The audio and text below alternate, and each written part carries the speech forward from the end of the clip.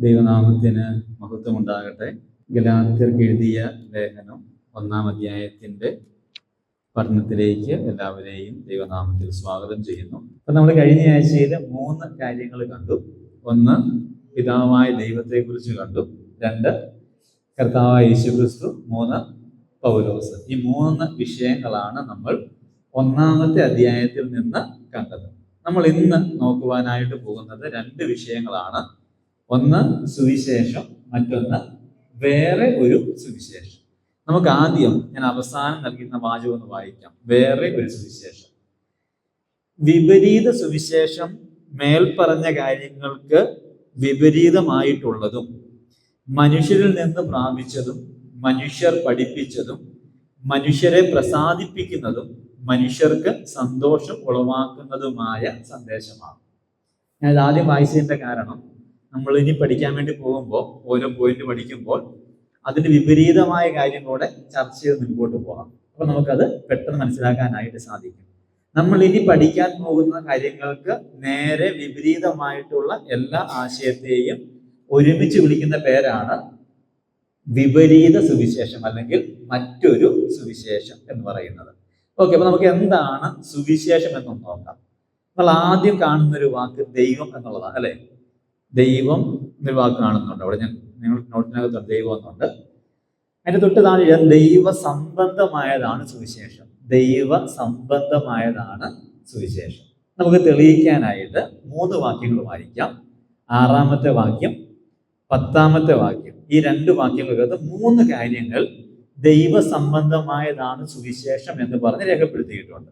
ഒന്ന് വായിക്കാമോ? 6-ാമത്തെ വാക്യം, ഗലാത്യർ 1:6. ക്രിസ്തുവിന്റെ കൃപയാൽ നിങ്ങൾ വിളിച്ചവനെ വിട്ട്. ഇപ്പൊ വിളിച്ചതാരാ? ഇല്ല, ക്രിസ്തുവിന്റെ കൃപയാലാ വിളിച്ചത്. അപ്പൊ ദൈവമാ വിളിച്ചത്, ക്രിസ്തു അല്ല. ക്രിസ്തുവിന്റെ കൃപയാൽ നമ്മളെ വിളിച്ചു. അപ്പൊ ദൈവം വിളിക്കുന്നതാണ് സുവിശേഷം, അല്ലെങ്കിൽ ദൈവത്തിന്റെ വിളിയാണ് സുവിശേഷം. ദൈവം ഇങ്ങനെ ആഗ്രഹിക്കുന്നുണ്ട്, എല്ലാ മനുഷ്യരും രക്ഷ പ്രാപിക്കണം എന്നും സത്യത്തിന്റെ പരിജ്ഞാനത്തിൽ എത്തണം എന്നും ദൈവം ആഗ്രഹിക്കുന്നു. അതുകൊണ്ട് എല്ലാ കാലത്തും എല്ലാവരും രക്ഷ പ്രാപിക്കണം എന്നുള്ള ആഗ്രഹമുള്ളത് കൊണ്ട് ദൈവം എല്ലാവരെയും എന്ത് ചെയ്യുന്നുണ്ട്? സുവിശേഷത്തിലേക്ക്, രക്ഷയിലേക്ക് വിളിക്കുന്നു. അപ്പൊ ദൈവം വിളിക്കുന്നതാണ് സുവിശേഷം.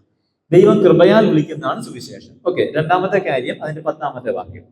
2 കാര്യം പറയുക. ഞാൻ ആരെയാണ് പ്രസാദിപ്പിക്കുന്നത്? ഞാൻ ആരെയാണ് സന്തോഷിപ്പിക്കുന്നത്? അപ്പൊ സുവിശേഷം ദൈവം വിളിക്കുന്നതാണ്, സുവിശേഷം ദൈവം സന്തോഷിക്കുന്നതാണ്, സുവിശേഷം ദൈവം പ്രസാദിക്കുന്നതാണ്. ദൈവം സന്തോഷിക്കുന്ന സന്ദേശമാണ് സുവിശേഷം. 2, 3 ദൈവം പ്രസാദിക്കുന്ന സന്ദേശമാണ് സുവിശേഷം. ഇപ്പൊ ദൈവം സന്തോഷിക്കുന്നു, ദൈവം പ്രസാദിക്കുന്നു. ഈ വിപരീത സുവിശേഷം എന്ന് പറഞ്ഞാൽ അത് ആര് വിളിക്കുന്നതായിരിക്കും? മനുഷ്യൻ വിളിക്കുന്നതായിരിക്കും. ആര് സന്തോഷിക്കുന്നതായിരിക്കും? മനുഷ്യർ സന്തോഷിക്കുന്നതായിരിക്കും. അതിലാരായിരിക്കും പ്രസാദിക്കുന്നത്? മനുഷ്യരായിരിക്കും പ്രസാദിക്കുന്നത്. അപ്പൊ യഥാർത്ഥ സുവിശേഷം, സത്യസുവിശേഷം, അത് ദൈവം കൃപയാൽ വിളിക്കുന്നതാണ്, അത് ദൈവം സന്തോഷിക്കുന്നതാണ്, അത് ദൈവം പ്രസാദിക്കുന്നത് ആണ്. നമ്മൾ ഈ പ്രോസ്പെരിറ്റി ഗോസ്പൽ അതുപോലെയുള്ള സുവിശേഷങ്ങൾ നോക്കിയാൽ, സമൃദ്ധിയുടെ സുവിശേഷം, അതെപ്പോഴും ആളുകളാണ് വിളിക്കുന്നത് മുഴുവൻ എങ്ങോട്ടാണ്? ദൈവത്തിങ്കിലേക്കാണോ അവരുടെ സഭയിലേക്കാണോ വിളിക്കുന്നത്? അവരുടെ സഭയിലേക്കും. ഞങ്ങളുടെ കൂട്ടത്തിൽ വാ, എന്നാൽ നിങ്ങളുടെ പ്രശ്നങ്ങൾ മാറും എന്നാ പറയുന്നത്. യേശുവിങ്കിലേക്ക് പോലും വരാൻ പറയുന്നില്ല. ഞങ്ങളുടെ കൂട്ടായ്മയിലേക്ക് വാ, ഞങ്ങളുടെ പള്ളിയിലേക്ക് വാ. പല ആളുകളും വലിയ പണം മുടക്കി 10,000 10,000 പേർക്കും ഇരിക്കാനുള്ള സഭാഹോളുകൾ പണിയുന്നുണ്ട്, അതിനുവേണ്ടി കാശ് പിരിക്കുന്നുണ്ട്. അപ്പൊ അവരുടെ ചിന്താഗതി എന്താ? അവിടെ വന്നാൽ മാത്രമേ എന്തുള്ളൂ. അപ്പൊ ആരെ വിളിക്കുന്നത്? മനുഷ്യരാണ് അവിടെ ദൈവമല്ല വിളിക്കുന്നത്. ദൈവത്തിന് അങ്ങനെ വലിയ കൂട്ടമായി ഒരുമിച്ച് കൊണ്ടൊന്നുമില്ല. 2 പേര് വന്നാലും മതി. യഥാർത്ഥമായ ഭക്തിയോടെ, ആഗ്രഹത്തോട് എന്ത് ചെയ്യണം? അതിനു വേണ്ടിയിട്ട് വരണം. ഞാൻ പറഞ്ഞു വരുന്ന ആശയം ഇത്രയേ ഉള്ളൂ. യഥാർത്ഥ സുവിശേഷം ദൈവം കൃപയാൽ വിളിക്കുന്ന സുവിശേഷമാണ്. 2, അതിന്റെ പ്രസംഗത്തിലൂടെയും ആ സന്ദേശത്തിലൂടെയും ദൈവം സന്തോഷിക്കുന്നുണ്ട്. 3, ദൈവം പ്രസാദിക്കുന്നുണ്ട്. മറ്റേതെല്ലാം മനുഷ്യരോ സംഘടനകളോ ഒക്കെയാണ് എന്ത് ചെയ്യുന്നത്? പ്രസാദിക്കുന്നത് അവനാണ് വിളിക്കുന്നത്. ഇനി രണ്ടാമത്തെ കാര്യം, ക്രിസ്തു കേന്ദ്രീകൃതമാണ് സുവിശേഷം. രണ്ടാമത്തെ പോയിന്റ്, ക്രിസ്തു കേന്ദ്രീകൃതമാണ് സുവിശേഷം. നമുക്ക് തെളിയിക്കാനായിട്ട് 4 വാക്യങ്ങൾ വായിക്കാം. ഒന്നാമത് 7-ാമത്തെ വാക്യം. അവിടെ കാണുന്ന വാക്ക് ക്രിസ്തുവിന്റെ സുവിശേഷം. അപ്പൊ അതിന്റെ ഓദർ ആരാ? ക്രിസ്തു. അപ്പൊ ക്രിസ്തുവിൻ്റെതാണ് സുവിശേഷം. മനുഷ്യരുടെ അല്ല, സംഘടനകളുടെ അല്ല, ഏതെങ്കിലും സഭകളുടെ അല്ല, ബ്രദറുകാരുടെയോ പെന്തക്കോസ്തുകാരുടെയോ ഇവാഞ്ചലിക്കലോ യാക്കോബക്കാരുടെയോ അല്ല. ആരുടെ സുവിശേഷം? ക്രിസ്തുവിന്റെയാണ് സുവിശേഷം. ഓക്കെ, രണ്ടാമത്തെ വാക്യം 16-ാമത്തെ വാക്യം മതി. ക്രിസ്തുവിനെ കുറിച്ചുള്ളതാണ്. ആരെ കുറിച്ച? ക്രിസ്തുവിനെ കുറിച്ച. നമ്മളൊന്ന് ആലോചിച്ച് നോക്കിയേ, സുവിശേഷ പ്രസംഗത്തിൽ ക്രിസ്തുവിനെ കുറിച്ചല്ലാതെ വേറെ ആരെങ്കിലും കുറിച്ച് പറയുന്നുണ്ടോ? ആരെങ്കിലും പറയുന്നുണ്ടെങ്കിൽ അത് വേറെ സുവിശേഷമാണ്. ചില സ്ഥലങ്ങളിലൊക്കെ ആളുകൾ പ്രസംഗിക്കുന്നത് അവരെ കുറിച്ച് തന്നെയാണ്. എനിക്ക് ഇങ്ങനെ അരുളപ്പാടുണ്ടായി, എനിക്ക് ദർശനമുണ്ടായി, ഞാൻ പ്രവചിച്ചു, ഞാൻ പ്രാർത്ഥിച്ചു, അങ്ങനെ സംഭവിച്ചു. അപ്പൊ ഈ ഞാൻ അല്ലെങ്കിൽ ഒരു വ്യക്തി, ഒരു പാസ്റ്റർ അല്ലെങ്കിൽ ഒരു പ്രധാനപ്പെട്ടയാള്, അദ്ദേഹത്തെ കേന്ദ്രീകരിച്ചാണ് പലപ്പോഴും പല സ്ഥലങ്ങളിൽ എന്ത് ചെയ്യാറുള്ളത്? പ്രസംഗം നടത്താറ്. നിങ്ങൾ അവിടെ വന്ന് പ്രാർത്ഥിച്ചാൽ ഈ വിഷയം മാറും. ഇന്നടത്തൊരു പാസ്റ്റർ ഉണ്ട്, ഇന്നടത്തൊരു പ്രാർത്ഥനാകാരനുണ്ട്, അവിടെ വന്നാൽ നിങ്ങളുടെ പ്രശ്നം മാറും എന്നാ പറയുന്നത്. അപ്പൊ അത് ആരെ കുറിച്ചുള്ളതാണ്? മനുഷ്യനെ കുറിച്ച്. കാരണം അതേ മനുഷ്യനാണ്. ഇന്ന അമ്മ പ്രാർത്ഥിച്ചാൽ പ്രശ്നം മാറും എന്നതിന്റെ അർത്ഥം അത് ആ വ്യക്തിയെ കുറിച്ചുള്ള സുവിശേഷമാണ്. അത് യേശുവിനെ കുറിച്ചല്ല. യേശുവിന് മധ്യസ്ഥന്മാരൊന്നുമില്ല. യേശുവിന്റെ അടുക്കിലേക്ക് എല്ലാവർക്കും സ്വീകാര്യതയുണ്ട്. കാരണം അവൻ എല്ലാവർക്കും വേണ്ടി മരിച്ചവനാണ്. ആർക്കെങ്കിലും പ്രത്യേക ഗ്രൂപ്പിന് വേണ്ടി മരിച്ചയാളല്ല. യേശു എല്ലാവർക്കും വേണ്ടി മരിച്ചത് കൊണ്ട് എല്ലാവർക്കും യേശുവിലേക്ക് പ്രവേശനമുണ്ട്. അപ്പൊ ഏതെങ്കിലും വ്യക്തികളെ ഹൈലൈറ്റ് ചെയ്യുന്ന, അവരെ ഉയർത്തി കാണിക്കുന്ന സുവിശേഷം വേറെ ഒരു സുവിശേഷമാണ്. സത്യസുവിശേഷം ക്രിസ്തു കേന്ദ്രീകൃതമായ സുവിശേഷമാണ്. അത് ക്രിസ്തുവിൻ്റെതാണ്, അത് ക്രിസ്തുവിനെ കുറിച്ചുള്ളതാണ്. അതുകൊണ്ടാണ് അപ്പോസ്തലനായ പൗലോസ് തിമോഥെയോസ് 2:8 പറയുന്നത്, ദാവീദിന്റെ സന്തതിയായി ജനിച്ച് മരിച്ചിട്ട് ഉയർത്തെഴുന്നേറ്റിരിക്കുന്ന യേശു ക്രിസ്തുവിനെ ഓർത്തുകൊള്ളുക, അതാകുന്നു എന്റെ സുവിശേഷം. അപ്പൊ യേശു ക്രിസ്തുവിൻ്റെതാണ് സുവിശേഷം, യേശു ക്രിസ്തുവിനെ കുറിച്ചുള്ളതാണ് സുവിശേഷം. അതൊക്കെ വേറെ ആരെയും കുറിച്ച് അല്ല. മൂന്നാമത്തെ കാര്യം 11-ാമത്തെ വാക്യം, യേശു ക്രിസ്തുവിന്റെ വെളിപ്പാടിനാൽ അത്രേ പ്രാപിച്ചു. അപ്പൊ സത്യസുവിശേഷം 1, അത് ക്രിസ്തുവിൻ്റെതാണ്. 2, ക്രിസ്തുവിനെ കുറിച്ചുള്ളതാണ്. 3, ക്രിസ്തുവിന്റെ വെളിപ്പാടിനാൽ ഉള്ളതാണ്. ക്രിസ്തുവിന്റെ വെളിപ്പാടിനാൽ ഉള്ളതാണ്. ഇറ്റ്സ് റിവീൽഡ് എന്നെഴുതിയിരിക്കുന്നത്. ക്രിസ്തുവിന്റെ വെളിപ്പാട് വേറെ ആരും നൽകുന്നതല്ല. ക്രിസ്തുവിന്റെ വെളിപ്പാടിനാൽ ഉള്ളതാണ് സുവിശേഷം. 4-ാമത്തെ കാര്യം 16-ാമത്തെ വാക്യം. പൗലോസ് പറയുകയാണ്, അവനെ എന്നിൽ വെളിപ്പെടുത്തുവാൻ ഇച്ഛിച്ചപ്പോൾ. അപ്പം നമ്മിൽ ക്രിസ്തുവിനെ വെളിപ്പെടുത്തുന്നതാണ് സുവിശേഷം. അല്ലെങ്കിൽ നമ്മെ ക്രിസ്തുവിന്റെ സ്വഭാവത്തോട് അനുരൂപരാക്കുന്നതാണ് സുവിശേഷം. ക്രിസ്തു കേന്ദ്രീകൃതമാണ്. കാരണം നമ്മെ ആരെ പോലെ ആക്കുന്നത്? ക്രിസ്തുവിനെ പോലെ. നമ്മിൽ ക്രിസ്തു വെളിപ്പെടുകയാണ്. പലപ്പോഴും ഞാൻ പറഞ്ഞിട്ടുള്ളത് പോലെ പല ആളുകളും സുവിശേഷം കൊണ്ട് ധരിക്കുന്നത് സ്വർഗത്തിൽ പോകാമെന്നാണ്. സ്വർഗത്തിൽ പോകത്തില്ല എന്ന് ഞാൻ പറയുന്നില്ല, സ്വർഗത്തിൽ പോകണം, അത് നിശ്ചയമായിട്ടും സംഭവിക്കേണ്ട കാര്യം തന്നെയാണ്. പക്ഷെ സ്വർഗത്തിൽ കൊണ്ടുപോവുക എന്ന ലക്ഷ്യത്തോടു കൂടെ അല്ല സുവിശേഷം ദൈവം വിഭാവനം ചെയ്തിട്ടുള്ളത്. ദൈവം സുവിശേഷ പദ്ധതി ഒരുക്കിയത് നമ്മെ ഓരോരുത്തരെയും ആരെ പോലെ ആക്കാനാണ്? യേശു ക്രിസ്തുവിനെ പോലെ ആക്കാനാണ്. വേറെ ഒരു പർപ്പസും അല്ല പ്രധാനമായിട്ടുള്ളത്. ബാക്കിയുള്ള കാര്യങ്ങളൊക്കെ സെക്കൻഡറിയാണ്. സ്വർഗം തരുന്ന സെക്കൻഡറിയാണ്, സ്വർഗീയമായ അനുഗ്രഹങ്ങൾ സെക്കൻഡറിയാണ്, ഇവിടെയുള്ള മറ്റ് നന്മകൾ പിന്നീട് വരുന്നതാണ്. ഇതെല്ലാം പുറകാലെ വരുന്നതാണെങ്കിലും ഒന്നാമത്തെ ഉദ്ദേശം നമ്മെ ആരെ പോലെ ആക്കുക? ക്രിസ്തുവിനെ പോലെ. ക്രിസ്തു നമ്മിൽ വെളിപ്പെടണം. നമ്മെ കാണുന്നവർ ക്രിസ്തുവിനെ കാണുന്ന ഒരവസ്ഥ ഉണ്ടാകണം. നമ്മെ കേൾക്കുന്നവർ ക്രിസ്തുവിനെ കേൾക്കുന്ന ഒരവസ്ഥ ഉണ്ടാകണം. നാമുമായി സംവദിക്കുന്ന ആളുകൾ ക്രിസ്തുവിനെ പരിചയപ്പെടുന്ന ഒരു സാഹചര്യം ഉണ്ടാകണം. ക്രിസ്തു നമ്മിൽ വെളിപ്പെടണം. പലപ്പോഴും നമ്മൾ വെളിപ്പെടുന്നത് നമ്മുടെ സ്വഭാവം തന്നെയായിരിക്കാം, അല്ലെങ്കിൽ മറ്റെന്തെങ്കിലും കാര്യങ്ങളായിരിക്കാം. നമ്മുടെ പഴയ മനുഷ്യന്റെ ആ കാര്യങ്ങൾ തന്നെ വീണ്ടും വെളിപ്പെടുകയായിരിക്കാം. പലപ്പോഴും ക്രിസ്തു വെളിപ്പെടാറില്ല. ക്രിസ്തു ഇങ്ങനെയാണ് എന്ന നമ്മുടെ സ്വഭാവം കൊണ്ട് ആളുകൾ അറിയാറില്ല. കാരണം എന്താ? നമ്മൾ ഇപ്പോഴാരെ ഇമിറ്റേറ്റ് ചെയ്യുന്നു? ലോകത്തെ ഇമിറ്റേറ്റ് ചെയ്യുന്നു, അല്ലെ? നമ്മൾ ലോകത്തെയാണ് പലപ്പോഴും പലരും അനുകരിക്കുന്നത്. നമ്മുടെ ഹെയർ സ്റ്റൈല് ഏത് വിധമായിരിക്കും? ആ സമയത്തുള്ള സിനിമ ഏതാണോ അതനുസരിച്ചുള്ള ഹെയർ സ്റ്റൈല്, അല്ലെങ്കിൽ ആ സമയത്തുള്ള ഫുട്ബോൾ ഏതാണോ അതനുസരിച്ചുള്ള ഹെയർ സ്റ്റൈല്. നമ്മുടെ വസ്ത്രം എങ്ങനെയുള്ളതായിരിക്കും? നമ്മുടെ വസ്ത്രം ആ സമയത്തെ ട്രെൻഡ് ഏതാണോ അതനുസരിച്ചുള്ള വസ്ത്രം. നമ്മുടെ ചെരുപ്പ് ആ സമയത്തെ ട്രെൻഡ് ഏതാണോ അതനുസരിച്ചുള്ള ചെരുപ്പ്. നമ്മളെല്ലാം കാലത്തിന്റെ ട്രെൻഡ് അനുസരിച്ച് അതിനെ ഇങ്ങനെ അനുകരിച്ചുകൊണ്ടിരിക്കുകയാണ്. ഞാൻ പറയുന്ന ആ വസ്ത്രം ഇടാൻ പാടില്ലെന്നോ അങ്ങനെ മുടി വെട്ടാൻ പാടില്ലെന്നോ ഒന്നുമല്ല. പക്ഷെ നമുക്ക് നമ്മളുടേതായ ഒരു സ്റ്റാൻഡേർഡ് ഉണ്ടാകണം. വേദപുസ്തകവുമായി പൊരുത്തപ്പെട്ടു പോകുന്ന, വേദപുസ്തകവുമായി അനുകൂലമായി പോകുന്ന, ക്രിസ്തുവിനെ വെളിപ്പെടുത്തുവാൻ കഴിയുന്ന ഒരു സ്റ്റാൻഡേർഡ് നമുക്കുണ്ടാകുമ്പോഴാണ് നമുക്ക് ക്രിസ്തു വെളിപ്പെടുന്നത്. നമ്മെ കണ്ടാൽ ഒരു വിശ്വാസിയാണ് എന്ന് മറ്റുള്ളവർക്ക് തോന്നണം. ഇന്ന് വരെയും ഒരു മുസ്ലിം ഒരു അമുസ്ലിമായ രീതിയിൽ വസ്ത്രം ധരിച്ചിട്ടില്ല. നിങ്ങൾ കണ്ടിട്ടുണ്ടോ ഏതെങ്കിലും ഒരു മുസ്ലിം വലത്തോട്ട് മുണ്ടൊരു സമയം കണ്ടിട്ടുണ്ടോ?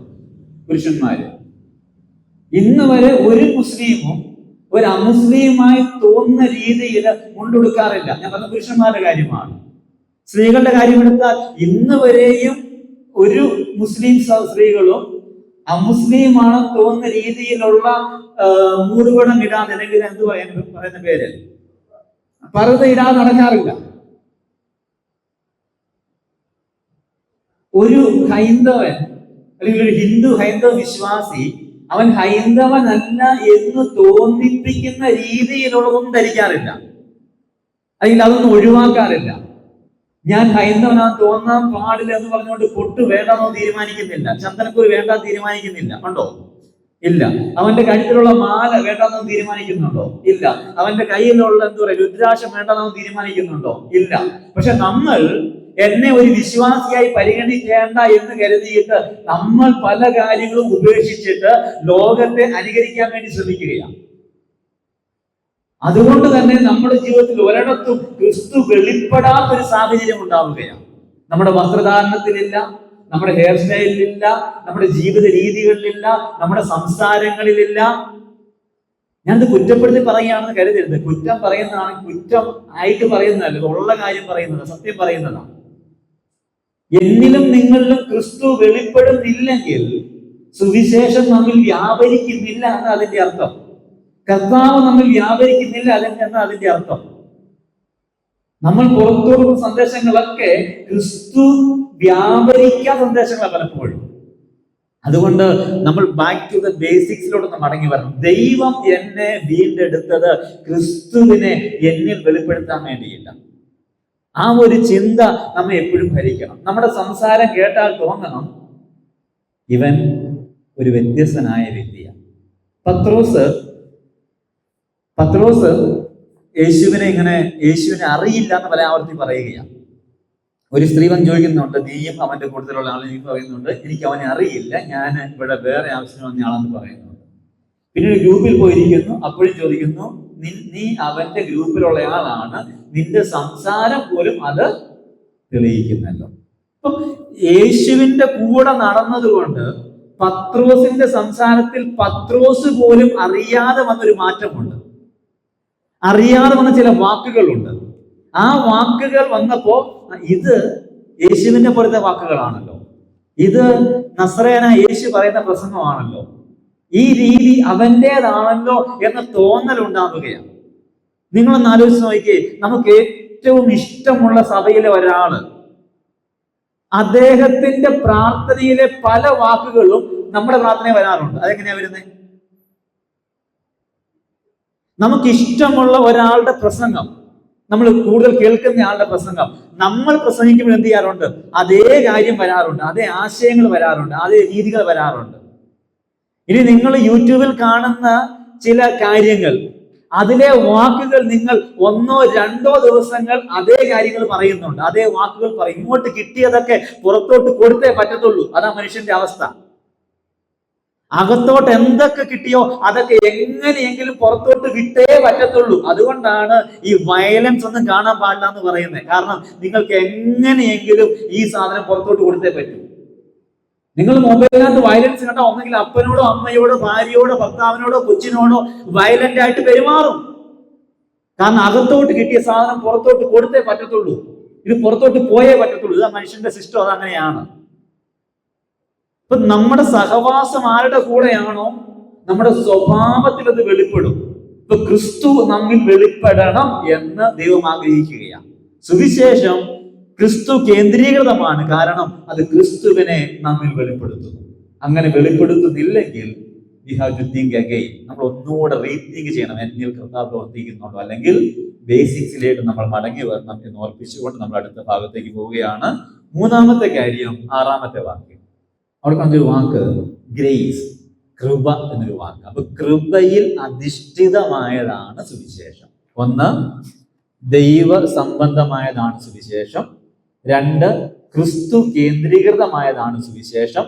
3, കൃപയിൽ അധിഷ്ഠിതമായതാണ് സുവിശേഷം. കൃപയിൽ അധിഷ്ഠിതമായതാണ് സുവിശേഷം. നമുക്ക് എല്ലാവർക്കും പരിചയമുള്ള ഒരു റിഫോമറാണ് മാർട്ടിൻ ലൂതർ. റോമൻ കാത്തലിക് സഭ വിശുദ്ധ വേദപുസ്തകം എല്ലാവരും വായിക്കുവാനായിട്ട് പാടില്ല. അത് പുരോഹിതന്മാരും തിരുമേനിമാരും മാത്രം വായിച്ച് ആളുകളോട് പറഞ്ഞു കൊടുക്കേണ്ട ഒന്നാണ് എന്ന് പറഞ്ഞ് മൂടി വെച്ച ഒരു കാലഘട്ടം ഉണ്ടായിരുന്നു. അത് പരിഭാഷപ്പെടുത്താൻ അനുവദിച്ചിട്ടില്ല, അത് ആളുകളിലേക്ക് എത്തിയിട്ടില്ല. അപ്പൊ ആളുകൾക്കാർക്കും ദൈവത്തിന്റെ വചനം അറിയത്തില്ലാത്ത ഒരു സാഹചര്യം ഉണ്ടായി. ആ കാലഘട്ടത്തിൽ ദൈവം ചില റിഫോമേഴ്സിനെ, ചില ആളുകളെ എഴുന്നേൽപ്പിച്ചു. അവരാണ് ക്രൈസ്തവ ഗോളത്തിൽ നവോത്ഥാനം കൊണ്ടുവന്നവർ. 99 തീസിസുകളാണ് അല്ലെങ്കിൽ ചെറിയ ലിഖിതങ്ങളാണ് ഈ മാർട്ടിൻ ലൂതർ എഴുതിയത്. അദ്ദേഹം മുറുകെ പിടിച്ചത് 4 ആശയങ്ങളാണ്. ഒന്നാമത്തെ ആശയം സോളാ ക്രിസ്റ്റോ, ക്രിസ്തു എലോൺ, ക്രിസ്തു മാത്രം. രണ്ടാമത്തെ ആശയം വിശ്വാസം മാത്രം. മൂന്നാമത്തെ ആശയം ഗ്രേസ് മാത്രം, കൃപ മാത്രം. നാലാമത്തെ ആശയം വചനം മാത്രം. സോളാ സ്ക്രിപ്ചറ, സോളാ ഫിഡെ, സോളാ ഗ്രേഷ്യ, സോളാ ക്രിസ്റ്റോ. 4 ആശയങ്ങൾ. ക്രിസ്തു മാത്രം, കൃപ മാത്രം, വിശ്വാസം മാത്രം, വചനം മാത്രം. കൃപ മാത്രം. രക്ഷിക്കപ്പെടുന്നതിന്, സുവിശേഷം നമ്മിലേക്ക് വരുന്നതിന് ഒരൊറ്റ മാർഗമേ ഉള്ളൂ. അതേതാണ്? കൃപയാണ്. കൃപയാൽ അല്ലാതെ അത് നമ്മിലേക്ക് എത്തുന്നില്ല. നമ്മിൽ എന്തെങ്കിലും പ്രസാദം തോന്നിയിട്ടല്ല ദൈവം നമ്മെ രക്ഷിക്കുന്നത്, കൃപ കൊണ്ടാണ്. ജോൺസൺ ലാസർ നല്ലതാണ് എന്ന് തോന്നിയിട്ടല്ല ദൈവം എന്നെ രക്ഷിച്ചത്, മറിച്ച് കൃപയാലാണ്. കൃപ എന്ന വാക്കിന് ഒരുപാട് അർത്ഥങ്ങളുണ്ട്. പ്രധാനപ്പെട്ട ഒരു അർത്ഥം അർഹതയില്ലാത്ത ഇടത്ത് കിട്ടുന്ന അനുഗ്രഹം എന്ന, അൺമെറിറ്റഡ് ഫേവർ. നമുക്ക് മെറിറ്റ് ഇല്ല, മെറിറ്റ് ഇല്ലാത്ത ഇടത്ത് എന്ത് കിട്ടുന്നു? നമുക്ക് ആ അനുഗ്രഹം, ആ ഒരു നന്മ കിട്ടുന്നു. അതാണ് കൃപ. കൃപയുടെ ഒരർത്ഥം അതാണ്. കൃപയ്ക്ക് മറ്റു പല അർത്ഥങ്ങളും ഉണ്ട്. ഇവിടുത്തെ അർത്ഥം ഇതാണ്, അർഹതയില്ലാത്ത ഇടത്ത് കിട്ടുന്ന അനുഗ്രഹമാണ് കൃപ. അപ്പൊ നോക്കുക, സുവിശേഷം കൃപയാലാണ്, നമുക്ക് പ്രവൃത്തികളാൽ നേടിയെടുക്കാനായിട്ട് കഴിയുന്നതേ അല്ല. പഴയ നിയമത്തിനകത്ത് ദൈവത്തിന്റെ പ്രസാദം ലഭിച്ച ഒരുപാട് പേരുണ്ട്. ഉദാഹരണമായിട്ട് പറഞ്ഞാൽ നോഹ ദൈവത്തിന്റെ പ്രസാദം നേടി. നാം വായിക്കുന്ന ഇങ്ങനെയാണ്, അന്നുള്ള ആളുകളൊക്കെ ദൈവത്തെ പ്രസാദിപ്പിക്കാതെ തിന്മകൾ ചെയ്തപ്പോൾ ദൈവം തീരുമാനിച്ചു, ഞാൻ മനുഷ്യനെ ഉണ്ടാക്കൊണ്ട് എനിക്ക് ദുഃഖമാകും, ഇവരെല്ലാം നശിപ്പിക്കാം എന്ന് ദൈവം തീരുമാനിക്കുകയും അവിടെ ഇരിക്കുകയാണ്. നോഹയ്ക്ക് ദൈവത്തിന്റെ കൃപ ലഭിച്ചു. അതിന്റെ അർത്ഥം നോഹയ്ക്ക് അർഹതയില്ലാത്ത എന്തോ കിട്ടിയെന്നല്ല. അങ്ങനെയാണ് ദൈവം പാർഷ്യാലിറ്റി ഉള്ള ആളായിട്ട് മാറും. മനസ്സിലായോ? ക്ലിയർ ആയോ? നോഹയ്ക്ക് അർഹതയില്ലാത്ത ഒന്നാണ് കൊടുത്തതെങ്കിൽ ദൈവം പാർഷ്യാലിറ്റി ഉള്ള ആളായിട്ട് മാറും. ദൈവം മുഖപക്ഷമില്ലാത്തവനാണ്. അപ്പൊ മുഖപക്ഷം ഇല്ലാത്ത ദൈവം എന്തിന് നോഹയെ രക്ഷിച്ചു? എന്തിന് പെട്ടകം പണിയാൻ പറഞ്ഞു? എന്തിന് പ്രളയത്തിൽ നിന്ന് അവർക്ക് മാത്രം മോചനം കൊടുത്തു? He found favor in the sight of God. മലയാളത്തിനകത്ത് കൃപ എന്നാണ്, പക്ഷെ ഇംഗ്ലീഷിൽ ഫേവർ എന്നാണ്. അവനോട് പ്രീതി തോന്നി എന്നാണ് അതിന്റെ അർത്ഥം. കാരണം അവൻ നീതിയോടെ ജീവിച്ചു, അവൻ ദൈവത്തോട് കൂടെ നടന്നു, അതുകൊണ്ട് അവന് പ്രീതി ലഭിച്ചു. അപ്പൊ പഴയ നിയമത്തിൽ നമ്മൾ കാണുന്ന പല സന്ദർഭങ്ങളിലും ദൈവത്തിന് മനുഷ്യരോട് തോന്നിയത് പ്രീതിയാണ്. ഇവിടെ സുവിശേഷം കിട്ടിയത് പ്രീതി ഉണ്ടായിട്ടല്ല.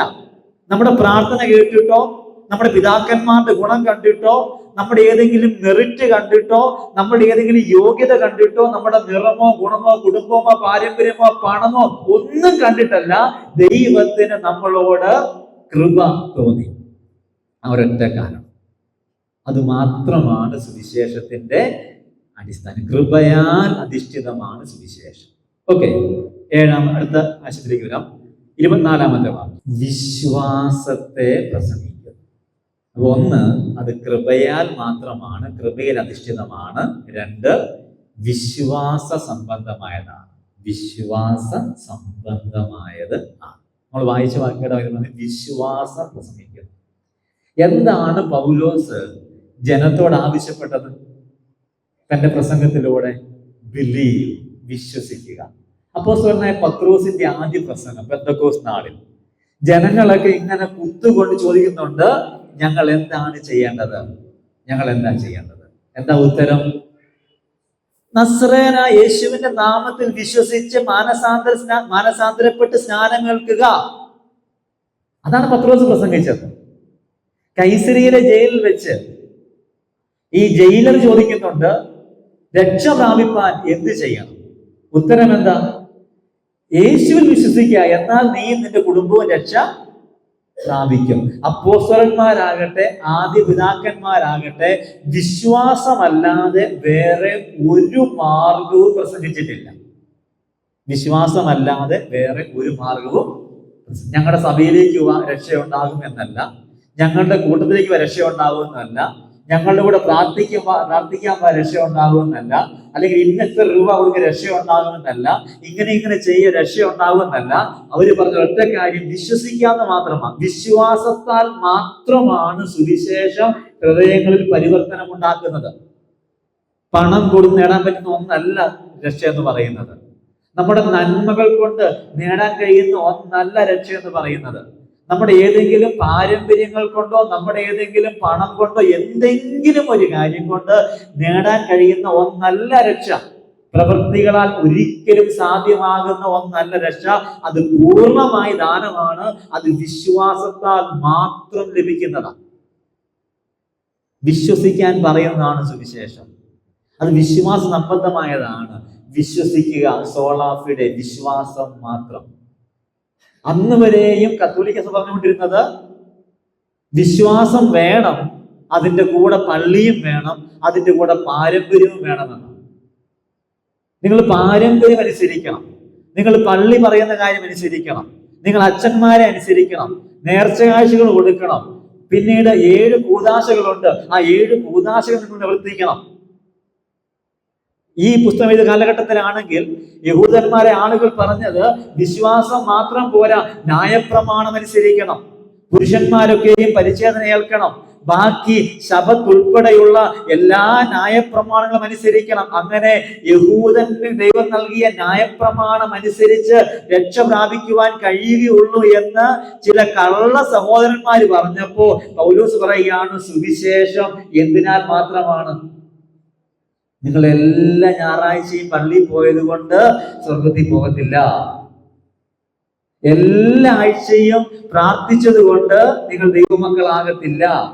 ബൈബിളിലെ എല്ലാ വാക്യവും കാണാതെ പഠിച്ചത് കൊണ്ട് രക്ഷ കിട്ടത്തില്ല. ബൈബിൾ നന്നായി പരിചയമുള്ളതുകൊണ്ട് രക്ഷ കിട്ടത്തില്ല. നിങ്ങൾ എത്രയേറെ ആത്മീകമായ ചടങ്ങുകൾ ചെയ്താലും രക്ഷ കിട്ടത്തില്ല.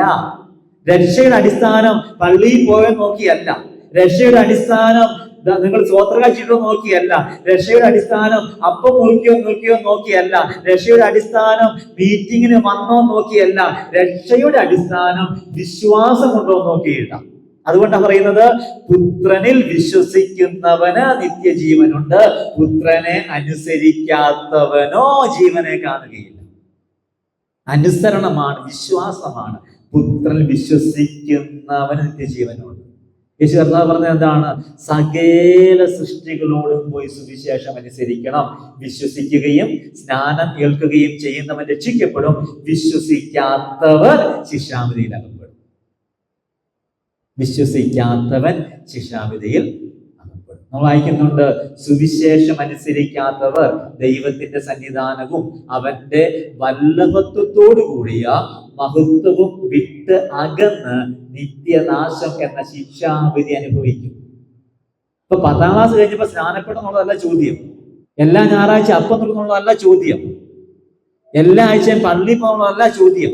ഇതൊന്നും വേണ്ട എന്നല്ല ഞാൻ പറയുന്നത്. സ്നാനം വേണ്ടെന്നോ, സഭയിൽ പോകണ്ടെന്നോ, മീറ്റിങ്ങിൽ പങ്കെടുക്കണ്ടെന്നോ, അപ്പം മുറിക്കണ്ടെന്നോ അല്ല പറയുന്നത്. പക്ഷെ അതൊന്നും ചെയ്യുന്നത് രക്ഷിക്കപ്പെടാതെയാണെങ്കിൽ അതുകൊണ്ട് ഒരു പ്രയോജനവുമില്ല. ഞാൻ റോമാലേഖനത്തിൽ പറഞ്ഞതുപോലെ, ഒരാള് മദ്യപിച്ചാൽ അദ്ദേഹം നരകത്തിൽ പോകും, മദ്യപാനി സ്വർഗരാജ്യം അവകാശമാക്കത്തില്ല. അദ്ദേഹം മദ്യം ഉപേക്ഷിച്ചാലും നരകത്തിൽ പോകും. ഒരാള് മദ്യപിച്ചാൽ എവിടെ പോകും? നരകത്തിൽ പോകും. ഒരാള് മദ്യം ഉപേക്ഷിച്ചാൽ എവിടെ പോകും? നരകത്തിൽ പോകും. മദ്യപിക്കുന്നുണ്ടോ നോക്കിയിട്ടല്ല രക്ഷ തരുന്നത്. നമുക്ക് എവിടെ അത് അഡാപ്റ്റ് ചെയ്യാം. ഒരാള് രക്ഷിക്കപ്പെടാതെ പള്ളിയിൽ പോയാൽ ഉറപ്പായിട്ട് നരകത്തിൽ പോകും, ഒരു സംശയ കാര്യത്തിൽ വേണ്ട. അപ്പം നമ്മൾ ചെയ്യുന്ന പ്രവൃത്തി അല്ല, വിശ്വാസമാണ് ആധാരം. വിശ്വാസത്തിൽ അധിഷ്ഠിതമാണ്, വിശ്വാസമാണ് പ്രസംഗിച്ച സുവിശേഷം വിശ്വാസ സംബന്ധമായതായത്. ഒന്ന്, ദൈവവുമായി ബന്ധപ്പെട്ടതാണ്, ക്രിസ്തു കേന്ദ്രീകൃതമാണ്, കൃപയിൽ അധിഷ്ഠിതമാണ്, വിശ്വാസ സംബന്ധമാണ്. 5ാമത്തെ കാര്യം, 3ാമത്തെ വാക്യം. മതി. ഇപ്പോഴത്തെ ദുഷ്ടലോകത്തിൽ നിന്ന് നമ്മെ വിടുവിക്കേണ്ടതിന്, അങ്ങനെയാണെങ്കിൽ റെസ്ക്യൂ, വിടുതൽ ലക്ഷ്യമാക്കിയുള്ളതാണ് സുവിശേഷം. ഇപ്പൊ സുവിശേഷ ലക്ഷ്യം എന്താ പറഞ്ഞേ? വിടുതല ലക്ഷ്യം. എവിടുന്നുള്ള വിടുതല ലക്ഷ്യം?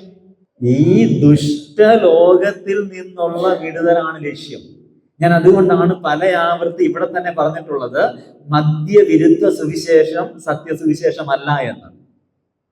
ലഹരി വിരുദ്ധ സുവിശേഷം സത്യസുവിശേഷമല്ല എന്ന് ഇങ്ങനെ ചങ്കുപൊട്ടി പറയുന്നതിന്റെ കാരണം, അവര് പറയുന്നത് ഈ ദുഷ്ടലോകത്തിൽ നിന്ന് വിടുവിക്കപ്പെടുന്ന കാര്യമല്ല, മദ്യത്തിൽ നിന്ന് വിടുവിക്കപ്പെടുന്ന കാര്യമാണ്. അതിനു വേണ്ടിയല്ല യേശു വന്നത്.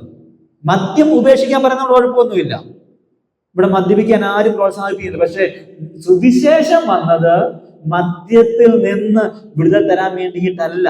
സുവിശേഷം വന്നത് മയക്കുമരുന്നിൽ നിന്ന് വിടുതൽ തരാൻ വേണ്ടിയിട്ടല്ല. സുവിശേഷം വന്നത് ഏതെങ്കിലും കുടുംബ പ്രശ്നം തീർക്കുവാൻ വേണ്ടിയിട്ടല്ല. ദൈവം സുവിശേഷം എന്ന ആ സത്യം വിഭാവനം ചെയ്തത് താൽക്കാലികമായ ഏതെങ്കിലും ലാഭത്തെ നൽകുവാൻ വേണ്ടിയിട്ടല്ല, ഈ ദുഷ്ടലോകത്തിൽ നിന്ന് നമ്മെ വിടുവിക്കാൻ വേണ്ടിയില്ല. പക്ഷെ പലപ്പോഴും നമ്മുടെ പ്രശ്നം, നമുക്ക് ദുഷ്ടലോകമാണെന്നും അറിയത്തില്ല, ഇവിടെ തൊട്ട് പോകണമെന്ന് ആഗ്രഹവുമില്ല. പണ്ട് ആരോ പറഞ്ഞതുപോലെ, സ്വർഗത്തിൽ പോകാൻ താല്പര്യം ഉണ്ടോ എന്ന് ചോദിച്ചാൽ എല്ലാവരും കൈമുക്കിയിട്ട് പറയും സ്വർഗത്തിൽ പോകാൻ താല്പര്യം ഉണ്ട്. ആദ്യം ആർക്ക് പോകണമെന്ന് ചോദിച്ചു കഴിഞ്ഞാൽ പിന്നെ ആരുടെയും കൈ പൊങ്ങത്തും സ്വർഗത്തിൽ പോകാൻ താല്പര്യമുണ്ടോ? പിന്നെ താല്പര്യമുണ്ട്. ആദ്യം ആർക്ക് പോകണം? ഇച്ചിടെ കഴിഞ്ഞിട്ട് മതി. ഏത് അസുഖം വന്നാലും എന്നെ ഏറ്റവും നല്ല സ്പെഷ്യാലിറ്റി ഹോസ്പിറ്റലിലേക്ക് എടുത്തു. ചിലപ്പോൾ ചോദിക്കും, നിങ്ങൾ എന്നെ, ഈ രോഗം വന്നവർ ചോദിക്കും, നിങ്ങൾ എന്നെ ഉപേക്ഷിച്ചോ എന്ന് ചോദിക്കും. എന്താ കാരണം? കുറച്ച് നാൾ ജീവിക്കാനുള്ള ആഗ്രഹം. ജീവിക്കാൻ ആഗ്രഹമുള്ളതുകൊണ്ട് തെറ്റൊന്നും ഞാൻ പറയുന്നില്ല. പക്ഷേ അമിതമായ ഒരു ആഗ്രഹം തോന്നുന്നത് ഇവിടുന്ന് പോകുന്നത് എങ്ങോട്ടാണ് എന്ന് ബോധ്യമില്ലാതെ വരുമ്പോഴാണ്. ഓക്കെ, ഇവിടുന്ന് ഞാൻ പോകുന്നത് ഇത് ദുഷ്ടലോകമാണ്, ഇതെനിക്ക് അനുകൂലമായ സ്ഥലമല്ല, ഇത് അത്ര സുഖകരമായ സ്ഥലമല്ല, എനിക്ക് ഇവിടുന്ന് എൻ്റെ കർത്താവിൻ്റെ അടുക്കലേക്ക് പറന്നു പോകണം, അവൻ്റെ അടുക്കൽ ചെല്ലണം എന്ന ആഗ്രഹമുള്ള ആളുകൾക്ക് ഇവിടുന്ന് പോകുന്നത് ഒരു പ്രശ്നമല്ല. ഇവിടുന്ന് സ്വയമായിട്ട് എന്ത് ചെയ്യുമ്പോഴെന്നല്ലേ പറയുന്നത്. പക്ഷെ ഇവിടുന്ന് പോകുന്നതിനെ ഓർത്ത് യാതൊരു ഒന്നുമില്ല. അയ്യോ ഞാൻ ഇപ്പൊ മരിക്കുവോ എന്ന ചിന്തയൊന്നും ഇല്ല. ആ ഭയമില്ല. മരണഭയത്തെ നീക്കിന്ന് വായിക്കുന്നില്ലേ അല്ലേ? എബ്രാഹിം നമ്മൾ വായിക്കുന്നതിനല്ലേ അവൻ മരണഭയത്തെ നീക്കി അടിമകളായിരുന്നവരെ ഒക്കെയും വിടുവിച്ചു. കാരണം സുവിശേഷം വന്നത് എന്തിനു വേണ്ടിയിട്ടാണ്? ഈ ദുഷ്ടലോകത്തിൽ നിന്ന് നമ്മെ വിടുവിക്കാൻ വേണ്ടിയിട്ടാണ്. ഈ ലോകം ദുഷ്ടലോകം, ഇത് അനുകൂലമാകുമെന്ന് കരുതരുത്. എല്ലാം ശരിയാകും, നാളെ നല്ലതാകും എന്ന് കരുതരുത്. നാളെ ഇതിനേക്കാളും മോശമാകത്തേ ഉള്ളൂ. ഇന്നുള്ളതിനേക്കാൾ നാളെ മോശമാകത്തേ ഉള്ളൂ ലോകത്ത്. ലോകം നന്നാകുന്ന പരിപാടി ഇത്. കാരണം ഇത് തീക്ക് വേണ്ടി വെച്ചിരിക്കുന്നതാണ്, ഇത് കത്തിച്ചു കളയാനുള്ളതാണ്. മൂലപദാർത്ഥമൊക്കെ കത്തിയെരിയും, ഭൂമിയും അതിലുള്ളതെല്ലാം കത്തിയെരിയും. അതുകൊണ്ട് ഇത് കുറച്ചുകൂടെ നന്നാവും എന്ന് കരുതിയിട്ട് നാളെ കുറെ കൂടെ നല്ലതാകും, കുറെ കൂടെ സമ്പാദിക്കാം, കുറെ കൂടെ കെട്ടിപ്പൊഴുക്കാം, കുറെ കൂടെ വലിയ വീട് വെക്കാം, കുറെ കൂടെ വലിയ കാറ് മേടിക്കാം, കുറെ കൂടെ ഈ ലോകത്തിൽ സമ്പന്നനായി ജീവിക്കാം എന്നുള്ള ചിന്ത നമുക്ക് ഉണ്ടാകരുത്. കാരണം നമ്മെ യേശു കർത്താവ് രക്ഷിച്ചത് ഈ ദുഷ്ടലോകത്തിൽ നിന്ന് വിടുവിക്കാൻ വേണ്ടി. ഇത് റെസ്ക്യൂ ആണ് ലക്ഷ്യം. ഇതിന്റെ ലക്ഷ്യം വിടുതലാണ്. ഇവിടുന്നുള്ള ഈ ലോകത്തിൽ നിന്നുള്ള വിടുതൽ. ഇതെപ്പോഴും നമ്മുടെ മനസ്സിനെ ഇങ്ങനെ ഭരിക്കണം. ദൈവം എന്നെ രക്ഷിച്ചത് എന്നെ ഈ ലോകത്തിൽ നിന്ന് വിടുവിക്കാൻ വേണ്ടിയിട്ടാണ്. കർത്താവ് പറഞ്ഞു, ലോകം നിങ്ങൾക്ക് അനുകൂലമല്ല, ലോകം എന്നെ പകച്ചു, അതുകൊണ്ട് നിങ്ങളെയും പകയ്ക്കും. നിങ്ങൾ ലൗകികന്മാരാണെങ്കിൽ ലോകം നിങ്ങളെ പകയ്ക്കത്തില്ല. നിങ്ങൾ ആലോചിച്ച് നോക്കിയേ, ഏതോ ഒരു ശത്രുത ലോകത്തിന് എപ്പോഴും നമ്മളോടുണ്ട് ഇല്ലേ? വിശ്വാസികളോട് എപ്പോഴും ഒരു ശത്രുതയില്ല ലോകത്തിന്, ലോകത്തിലെ ആളുകൾക്ക്. എന്നാൽ നമ്മളെ കൊണ്ട് വലിയ പ്രശ്നമുണ്ടോ? നമ്മൾ മദ്യപിച്ചിട്ട് ഇവിടെ വഴക്കുണ്ടാക്കുന്നുണ്ടോ?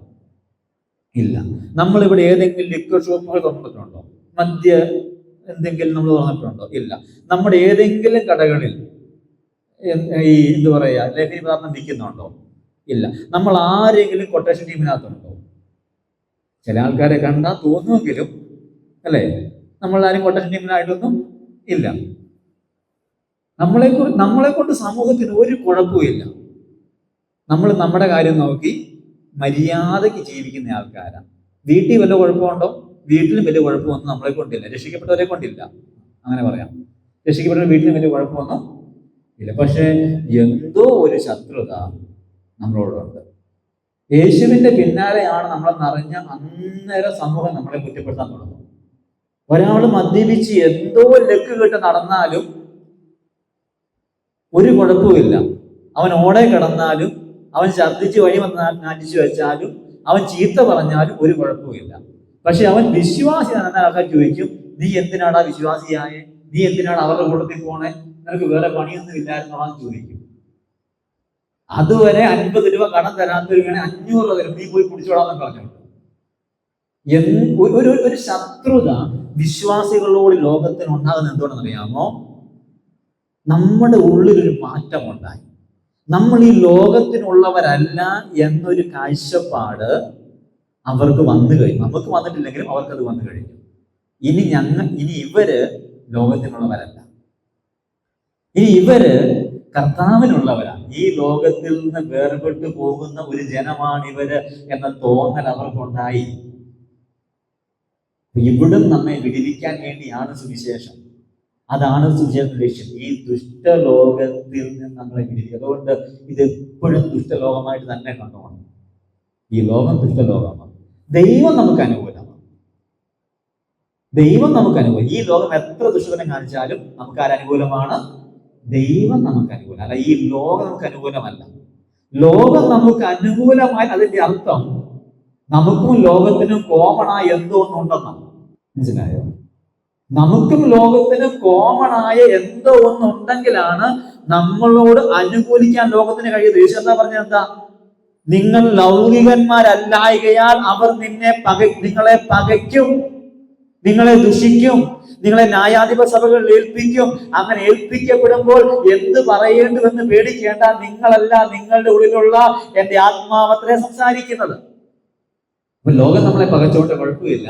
ഒരിക്കലും ഈ ലോകത്തിൽ എന്തെങ്കിലും നേടണം, ഇവിടെ വലിയ സമ്പന്നനാകണം, ഇവിടെ വലിയ ഉയർച്ച ഉണ്ടാകണം, ഇവിടെ എനിക്ക് വലിയ സ്ഥാനങ്ങൾ വെട്ടിപ്പിടിക്കണം എന്ന ആഗ്രഹം നമ്മൾ ഉണ്ടാകരുത്. കാരണം നമ്മെ ഇവിടുന്ന് വിടിവിക്കാൻ വേണ്ടിയിട്ടാണ് ദൈവം സുവിശേഷം വിഭാവനം ചെയ്ത സുവിശേഷ ലക്ഷ്യം. നമ്മെ റെസ്ക്യൂ ചെയ്യുക, നമ്മെ വിടിവിക്കുക, ഈ ദുഷ്ടലോകത്തിൽ നിന്ന് വിടിവിക്കുക എന്നുള്ളതാണ്. ഒപ്പം തന്നെ അങ്ങനെ വിടിവിക്കപ്പെടുന്നതിന്റെ ഭാഗമായി മറ്റ് അടിമത്തങ്ങളും മാറിപ്പോകും. ആ കൂട്ടത്തിലുള്ളതാണ് ഈ ലഹരി, ആ കൂട്ടത്തിലുള്ളതാണ് ദുഷ്ട സ്വഭാവങ്ങൾ, ആ കൂട്ടത്തിലുള്ളതാണ് അകാരണമായിട്ടുണ്ടാകുന്ന ചില സ്വഭാവ വൈകല്യങ്ങൾ. ഇതിൽ നിന്നൊക്കെ ഉണ്ടാകും, വിടുതൽ ഉണ്ടാകും. പക്ഷെ അതല്ല പ്രധാനപ്പെട്ട ലക്ഷ്യം, അതല്ല പ്രധാനപ്പെട്ട ലക്ഷ്യം.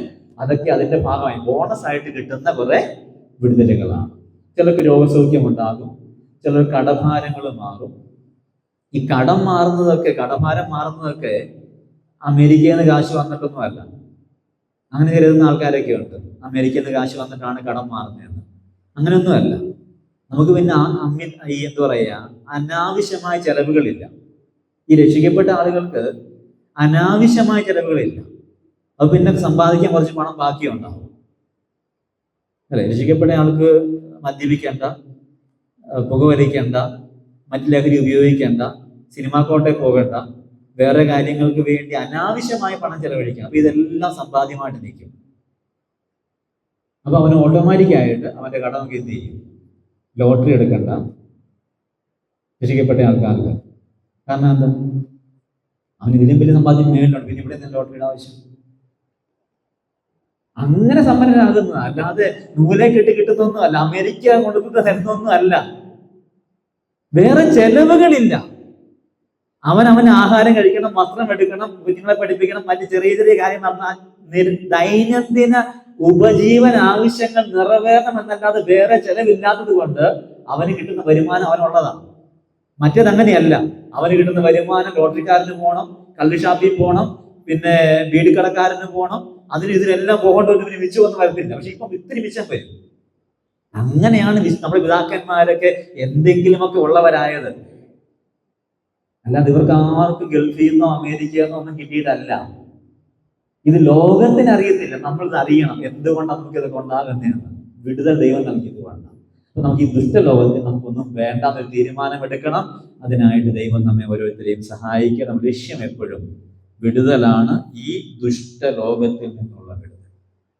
ഇന്നത്തെ ന്യൂ ജനറേഷൻ ചർച്ചകളുടെയൊക്കെ ഒരു പ്രശ്നം, അവരെല്ലാം പ്രസംഗിക്കുന്നത് താൽക്കാലികമായ വിടുതലാണ്. വേദന മാറും, തലവേദന മാറും, പനി മാറും, പിന്നെ പുറത്ത് കാണാൻ പറ്റാത്ത മുഴ മാറും. ഇതൊക്കെയാണ് ഇന്നത്തെ ന്യൂ ജനറേഷൻ ചർച്ചകളുടെയൊക്കെ ഒരു പ്രസംഗം അല്ലെങ്കിൽ ഒരു പരസ്യം. എന്നാൽ ഇവരെല്ലാ രോഗം മാറ്റത്തില്ല. ചൊറി ചുണങ്ങ് പുറത്ത് കാണുന്ന തരത്തിലുള്ള ഒരു പ്രശ്നം മാറ്റത്തില്ല. അകത്തെന്തെങ്കിലും മുഴയുണ്ടെങ്കിൽ അത് മാറ്റും. തലവേദന ഉണ്ടെങ്കിൽ അത് മാറ്റും. അതിലും വെള്ളം കുടിച്ചാലും മാറ്റും തലവേദനയൊക്കെ. അവിടെ പോകണമെന്നൊന്നുമില്ല. ചിലപ്പോൾ ശരീരത്തിൽ വെള്ളം കുറഞ്ഞിട്ട് തലവേദന വന്നതായിരിക്കും. അതിന് അവിടെ പോയി തലയൊക്കെ വെച്ച് പ്രാർത്ഥിക്കേണ്ട ആവശ്യമൊന്നുമില്ല.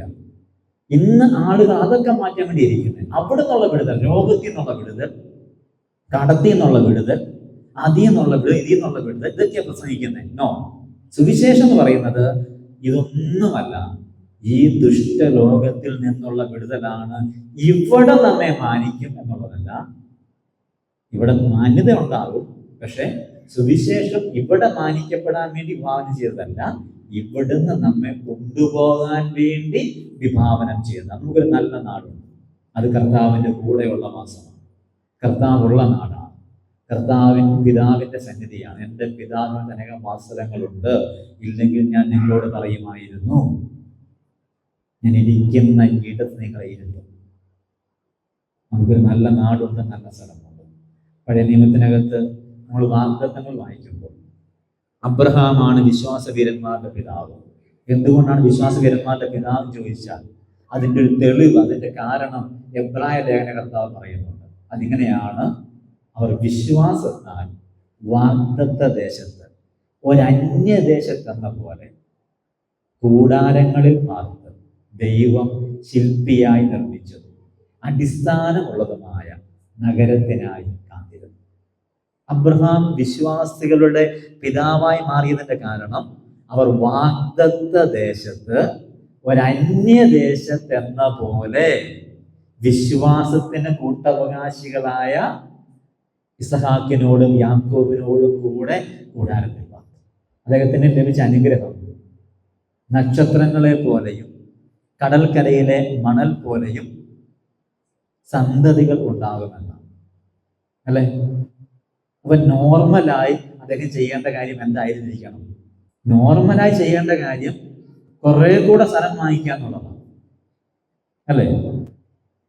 അങ്ങനെയല്ലേ? നമ്മുടെ സഭയിൽ 10,000 പേര് വരുമെന്നറിഞ്ഞാൽ, ഇവിടെ 10,000 പേരെണ്ണാക്കില്ലോ അല്ലേ? ഇത്രയും സ്ഥലമല്ലേ ഉള്ളൂ. നമ്മുടെ സഭയിൽ ഒരു 100 പേര് 150 പേര് വരുമെന്ന് അറിഞ്ഞു കഴിഞ്ഞാൽ സ്വാഭാവികം ചെയ്യുന്ന കാര്യം എന്താ? അത്രയും കസേര അറേഞ്ച് ചെയ്യും. അല്ലേ? ഫുഡ് ഉണ്ടെങ്കിൽ അത്രയും ഫുഡ് അറേഞ്ച് ചെയ്യും. അതാ നോർമലായി ചെയ്യുന്ന കാര്യം. ഇദ്ദേഹത്തോട് ദൈവം പറഞ്ഞു തലമുറ ഇഷ്ടം പോലെ ഉണ്ടാകും. പക്ഷെ പുള്ളി പറയാണ് കൂടാരം മതി, കൂടാരം മതി. അതാ വിശ്വാസം. അതാണ് വിശ്വാസം. അതുകൊണ്ടാണ് വിശ്വാസകരന്മാരുടെ പിതാവായത്. അല്ലാതെ ഒരു കുഞ്ഞേ ഉള്ളൂ എന്ന് പറഞ്ഞുകൊണ്ട് ഉള്ള സമ്പാദ്യം മൊത്തം ഡിപ്പോസിറ്റ് വിട്ട് ഇങ്ങനെ കാവലിരിക്കുന്ന ആൾക്കാരെ പോലെ ആകുന്ന പരിപാടിക്ക് പറയുന്ന പേരല്ല വിശ്വാസം. ഇവിടെ നമ്മളെ വിടുവിക്കും. ഇവിടെ അല്ല നമ്മുടെ നാട്. കൂടുവിട്ടൊടുവിൽ ഞാൻ എൻ്റെ പ്രിയന്റെ വീട്ടിലെത്തും. നമുക്കൊരു വീടുണ്ട്, നമുക്കൊരു നാടുണ്ട്. പ്രിയരെ, ഇത് റെസ്ക്യൂ സംബന്ധമായ, വിടുതൽ സംബന്ധമായ കാര്യം. അവസാനത്തെ കാര്യം 8-9 വാക്യം. ഇതിന് മാറ്റമില്ലാത്ത ഒന്നാണ് സുവിശേഷം. മാറ്റമില്ലാത്തതാണ് സുവിശേഷം. ഇവിടെ പറയുകയാണ്, ഞങ്ങൾ നിങ്ങളോട് പ്രസംഗിച്ചതിന് വിപരീതമായി മനുഷ്യരാരെങ്കിലും ആകട്ടെ, ഇനി സ്വർഗത്തിൽ നിന്ന് ഒരു ദൂതനാകട്ടെ വന്ന് പ്രസംഗിച്ചാൽ ആ പ്രസംഗിച്ച വ്യക്തി ശപിക്കപ്പെട്ടവനാണ്. സുവിശേഷത്തിന് ഒരു കാലത്തിലും മാറ്റമില്ല. സുവിശേഷം ദൈവസംബന്ധമാണ്, ക്രിസ്തു കേന്ദ്രീകൃതമാണ്, കൃപയിൽ അധിഷ്ഠിതമാണ്, വിശ്വാസത്തിൽ അധിഷ്ഠിതമാണ്. അത് ഇവിടെ നിന്നുള്ള വിടുതൽ ലക്ഷ്യമാക്കിയുള്ളതാണ്. ഇതല്ലാതെ ഇതിനെന്തെങ്കിലും ഒരു മാറ്റം ഉണ്ടാകാൻ പോകുന്നില്ല. സുവിശേഷം പ്ലസ് ന്യായപ്രമാണം, നോ, അങ്ങനെ വരത്തില്ല. സുവിശേഷം പ്ലസ് പ്രവൃത്തി, അങ്ങനെ വരത്തില്ല. വിശ്വാസം പ്ലസ് പ്രവൃത്തി, അങ്ങനെ വരത്തില്ല. വിശ്വാസം പ്ലസ് സഭ, അങ്ങനെയും വരത്തില്ല. വിശ്വാസം പ്ലസ് പ്രാർത്ഥന, അങ്ങനെയും വരത്തില്ല. വിശ്വാസം പ്ലസ് വേറെ എന്തെങ്കിലും ഒരു കാര്യം, അതും വരത്തില്ല. ഒരു കാലത്തിലും ഒരു മാറ്റവും സംഭവിക്കത്തില്ലാത്ത ഒന്നാണ് സുവിശേഷം. അതിന് ദൂതന്മാര് പ്രസംഗിച്ചാൽ പോലും എന്തില്ല? അതിന് മാറ്റം ഇല്ല. അത് മാറത്തില്ല, സുവിശേഷം മാറത്തില്ല. ആളുകൾ അങ്ങനെ മാറ്റാൻ ശ്രമിക്കുന്നുണ്ട്. ആളുകൾ പലതും പ്രസംഗിക്കാനായിട്ട് ശ്രമിക്കുന്നുണ്ട്. എല്ലാ കാലഘട്ടങ്ങളിലും സുവിശേഷത്തിനെതിരായ പ്രസംഗങ്ങൾ ഉണ്ടാകുന്നുണ്ട്. പക്ഷെ സത്യസുവിശേഷത്തിന് ആരെല്ലാം പ്രസംഗിച്ചത് കൊണ്ട് മാറ്റം ഉണ്ടാകാൻ പോകുന്നില്ല. അവര് ശപിക്കപ്പെടുകയല്ലാതെ, അവർക്ക് അതുകൊണ്ട് നാശമുണ്ടാവുകയല്ലാതെ സുവിശേഷത്തിന് എന്തെങ്കിലും മാറ്റം സംഭവിക്കാനായിട്ട് പോകുന്നില്ല. അതുകൊണ്ട് സത്യസുവിശേഷം ഒരിക്കലും മാറ്റമില്ലാത്ത സുവിശേഷമാണ്. കാരണം മാറ്റമില്ലാത്തവനായ ദൈവമാണ് ഇത് വിഭാവനം ചെയ്തത്. മാറ്റമില്ലാത്ത ദൈവമാണ് ഇത് പറഞ്ഞു തുടങ്ങിയത്. ഇത് പ്രസംഗിക്കാൻ പറഞ്ഞതും മാറ്റമില്ലാത്ത ദൈവമാണ്. പരിശുദ്ധാത്മാവാണ് സുവിശേഷം ഇന്ന് ആളുകളിൽ വ്യാപരിപ്പിക്കുന്നത്. ഇത് ദൈവസംബന്ധമായ കാര്യം. അതുകൊണ്ട് മനുഷ്യരാർക്കും മാറ്റാൻ കഴിയത്തില്ല. ഇനി ദൂതന്മാര് വന്ന് പറഞ്ഞാൽ പോലും സുവിശേഷത്തിന് മാറ്റമില്ല. ഒരിക്കലും മാറ്റമില്ലാത്ത ഒന്നാണ് സുവിശേഷം. ദൂതന്മാർക്ക് പോലും മാറ്റാൻ കഴിയത്തില്ല. ഇനി അവരാരെങ്കിലും ശ്രമിച്ചാൽ അവർ ശപിക്കപ്പെട്ടവരാണ്. അങ്ങനെയാണെങ്കിൽ ഞാനൊരു കാര്യം ഇവിടെ പറയട്ടെ, നമ്മളോ നമുക്കറിയാവുന്ന ആളുകളോ ഈ സുവിശേഷത്തിന് വിപരീതമായ എന്തെങ്കിലും പ്രസംഗിച്ചാൽ അവർ ശപിക്കപ്പെട്ടവരാണ്. എല്ലാ കാലഘട്ടങ്ങളിലും ദൈവത്തിന് വേണ്ടി നിലനിന്ന ചെറിയ കൂട്ടം ആൾക്കാരും ഉണ്ടായിരുന്നു.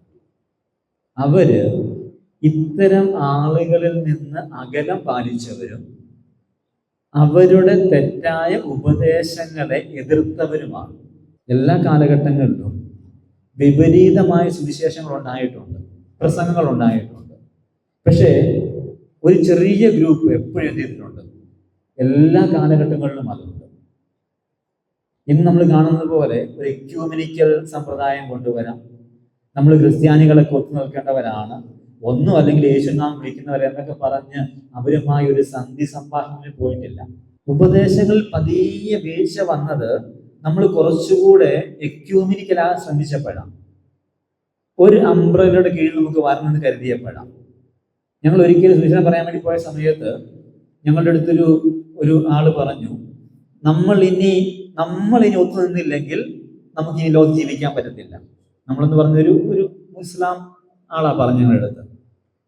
അതായത് ന്യൂനപക്ഷങ്ങളൊക്കെ ഒരുമിച്ച് നിന്നാലേ നമുക്ക് എന്തുള്ളൂ, ഇവിടെ നിലനിൽപ്പ് ഉള്ളൂ. നമ്മൾ ന്യൂനപക്ഷമാണെന്ന് ആര് പറഞ്ഞു? നമ്മൾ ന്യൂനപക്ഷം നോക്കുന്നത് എപ്പോഴും മറ്റവരുടെ എണ്ണവും നമ്മുടെ എണ്ണവും നോക്കിയിട്ടാണ്. പക്ഷേ ഏലീശയുടെ ദാസനോട് പറഞ്ഞൊരു വാചകമുണ്ട്, അവരുടെ കൂടെ ഉള്ളവരെക്കാൾ നമ്മുടെ കൂടെ ഉള്ളത് അധികമാണ്. നമ്മൾ പലപ്പോഴും നമ്മളുടെ വലിപ്പത്തെ മനസ്സിലാക്കാൻ നമ്മൾ ന്യൂനപക്ഷമാണെന്ന് പറയും. ഇവിടെയുള്ള ഏത് രാഷ്ട്രീയ പാർട്ടികൾ വന്നാലും, ഇനി എല്ലാ ന്യൂനപക്ഷങ്ങളും ഒരുമിച്ച് നിന്നാലും, എല്ലാവരും കൂടെ ഒരുമിച്ച് കൂടിയാലും, നമ്മളുടെ ഉപദേശത്തിനകത്ത് മായം ചേർക്കാൻ നമുക്ക് കൂടെ നിൽക്കാൻ പറ്റത്തില്ല. ഏത് ഗ്രൂപ്പിന്റെ കൂടെ നമുക്ക് നിൽക്കണമെങ്കിൽ എന്ത് ചെയ്യണം? നമ്മൾ നമ്മുടെ ഉപദേശത്തിൽ മായം ചേർക്കണം. എല്ലാ ന്യൂനപക്ഷ അവകാശപ്പെടുന്ന ഞങ്ങൾക്ക് ഇവിടെ സ്ഥാനം വേണമെന്ന. ഇപ്പൊ ചില പെന്തക്കോസ്തുകളും പറഞ്ഞു ഞങ്ങളുടെ കൂട്ടത്തിൽ നിന്നൊരു മന്ത്രിയെ വേണമെന്ന് പറഞ്ഞു തുടങ്ങി. ഇത് എന്തിനാ പറയുന്നേ? ഞങ്ങളും ഇവിടുത്തുകാരാ എന്ന് പറയാൻ വേണ്ടിയിട്ടാ, ഞങ്ങളും ഇവിടുത്തുകാരാണ് തെളിയിക്കാൻ വേണ്ടിയിട്ടാ. കഴിഞ്ഞ ദിവസം ഞാൻ കേട്ടു, കോൺഗ്രസ്സുകാരുടെ ഒരു എന്താ പറയാ സ്ലോഗനായിരുന്നു ടീം UDF. അത് നമുക്ക് ഇനി ഏറ്റെടുക്കാന്നാണ് പെന്തക്കോസ്തുകാർ പറയുന്നത്. ഇന്ന ടീം, ഇന്ന ആളുടെ ടീം എന്ന പേരിൽ അറിയപ്പെടാന്നാ പറയുന്നത്. എന്തിനാ പറയുന്നത്? ഇവിടെ ഞങ്ങൾക്ക് we are also important here എന്ന് പറയാൻ വേണ്ടിയിട്ടാണ്. നമ്മൾ ഇവിടുത്തുകാരല്ലെങ്കിൽ why you want to claim we need something over here? നമ്മൾ ഈ ദുഷ്ടലോകത്തിൽ നിന്ന് വിടുവിക്കപ്പെടുന്നവരാണെങ്കിൽ ഈ ലോകത്തിൽ ഞങ്ങൾക്കൊരു മന്ത്രി വേണം, ഇവിടെ ഞങ്ങൾക്കൊരു സ്ഥാനം വേണം, ഇവിടെ ഞങ്ങൾക്ക് ആനുകൂല്യം വേണം, ഇവിടെ ഞങ്ങൾക്കും ചില ആനുകൂല്യങ്ങൾ ഞങ്ങളെ ഉൾപ്പെടുത്താൻ പറയുന്നതിന്റെ കാരണം എന്താ? ഒരൊറ്റ കാരണമുള്ളൂ, നമുക്ക് ഇവിടെ നേടാൻ വേണ്ടിയിട്ടാണ്. ഇത് സുവിശേഷം നമ്മൾ മാറ്റിക്കൊണ്ടിരിക്കും. ഇങ്ങനെ പോയി കഴിഞ്ഞാൽ പല സ്ഥലങ്ങളിലും ഈ ആളുകളുടെ പ്രശ്നം എന്തുകൊണ്ടാണ് നമ്മൾ യേശുക്രിസ്തു മാത്രം രക്ഷിതാവെന്ന് പറയുന്നു എന്നുള്ളത് അല്ലേ? അങ്ങനെ ചോദിച്ചിട്ടില്ലേ? Why do you claim that only Jesus is saviour? യേശു ദൈവമാണെന്ന് പറഞ്ഞാൽ നോ പ്രോബ്ലം. യേശു മാത്രം ദൈവമാണെന്ന് പറയരുത്, അവിടെയാണ് പ്രശ്നം. യേശു മാത്രം രക്ഷിതാവാണെന്ന് പറയുന്നത് അവിടെയാണ് പ്രശ്നം. യേശു മാത്രമാണ് മധ്യസ്ഥൻ എന്ന് പറയുന്നത് അവിടെയാണ് പ്രശ്നം. നമ്മളൊന്ന് ആലോചിച്ച് നോക്കിയേ, നമ്മളും എല്ലാ ക്രൈസ്തവരും കൂടെ ക്രിസ്തുവിനെ വിളിക്കുന്ന എല്ലാവരും കൂടെ ഒരുമിച്ച് കൂടിയാൽ നമുക്ക് കാര്യം പറയാൻ പറ്റുമോ? ഒരു കത്തോലിക്കയിലെ ഒരാളും ഞാനും ഒരുമിച്ച് സുവിശേഷം പറയാൻ പോകാന്നിരിക്കട്ടെ, സങ്കല്പിച്ചു പോകത്തില്ല, സങ്കല്പിച്ചു നോക്കുക. എനിക്ക് പറയാൻ പറ്റുമോ യേശു മാത്രം മധ്യസ്ഥനെന്ന്? അങ്ങനെ പറഞ്ഞ ആ പുള്ളി അടുത്തെന്ന് പറയാം, അല്ല ഞങ്ങൾക്ക് മറ്റേ ആളുകളുണ്ടെന്ന് പറയും, പറയത്തില്ലേ? ഞാൻ യാക്കോബക്കാരനോട് പോവുകയാണ് സുവിശേഷം പറയാൻ, അല്ലെങ്കിൽ ഒരു ഓർത്തഡോക്സുകാരോട് സുവിശേഷം പറയാൻ പോകുന്നിരിക്കട്ടെ, അങ്ങനെ പോകത്തില്ല, സങ്കല്പിച്ച് നോക്കുക. ഞാൻ അങ്ങനെ പറയുമ്പോ ഞാൻ പറയുകയാണ് യേശുക്രിസ്തു മാത്രമാണ് രക്ഷാവാൻ നൽകുന്നത് പറയും, അല്ല പള്ളിയിൽ കൂടി രക്ഷയുണ്ടെന്ന് പറയും, ഞങ്ങളുടെ കൂട്ടത്തിൽ കൂടി രക്ഷയുണ്ടെന്ന് പറയും. യേശുവിനോട് മാത്രം പ്രാർത്ഥിച്ചാൽ മതി എന്ന് പറയുമ്പോ ചില ഭാഷക്കാർ പറയും, അല്ല ഞങ്ങളോട് പറഞ്ഞ് ഞങ്ങൾ പ്രാർത്ഥിക്കാന്ന് പറയും.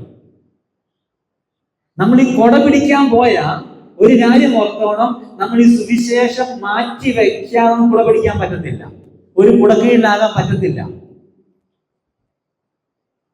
നമ്മൾ എപ്പോഴും സെപ്പറേറ്റ് ആയിട്ട് തന്നെ നിൽക്കേണ്ട ഗ്രൂപ്പാണ്. സത്യസുവിശേഷത്തെ ഇങ്ങനെ സംരക്ഷിച്ചു പിടിക്കേണ്ടവരാണ് നമ്മൾ. ഈ കാര്യം നമ്മൾ മറന്നു പോകരുത്.